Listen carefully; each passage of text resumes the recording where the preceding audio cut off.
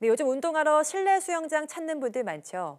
불시에 점검을 해봤더니 두 곳 가운데 한 곳은 이 물속 염소 수치가 기준을 초과해 질병을 일으킬 수 있는 상태였습니다.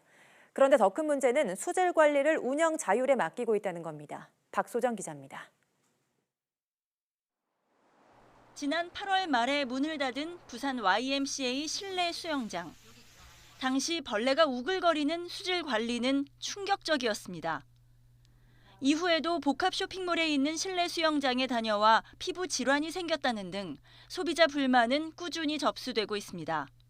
갔다 와서 그 당일날부터 엄청 가렵다고 하더라고요. 긁지 말라고 했으니까 이제 본인이 막 손바닥으로 계속 때리고 밤에 막 짜증 부리고 이불도 못 덮으니까 약 발랐으니까.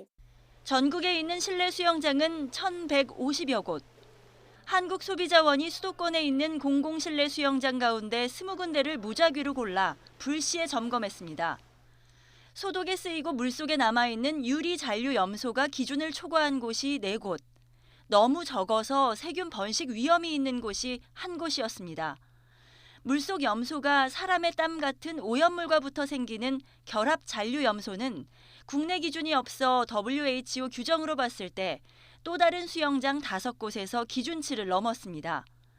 이런 결합 잔류 염소가 많을수록 물이 오염됐다고 볼 수 있습니다. 특히 천식이나 폐렴을 유발할 수 있다는 연구 결과가 있습니다.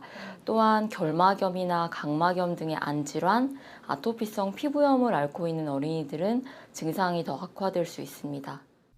결국 점검한 수영장 20곳 가운데 절반은 염소 수치가 기준에서 벗어난 건데 문제는 수질 관리가 현재 운영자 자율에 맡겨져 있다는 겁니다. 문체부에서 아직 국회에 제출하지 않은 법안 개정안을 보면 1년에 2차례 의무적으로 수질 검사를 해야 하지만 이용자 수나 계절 등에 따라 달라지는 항목별 검사 주기는 따로 없습니다.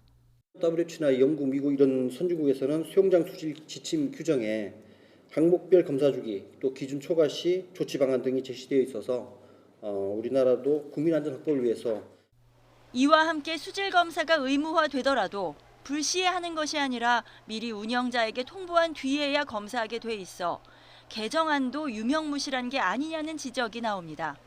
YTN 박소정입니다.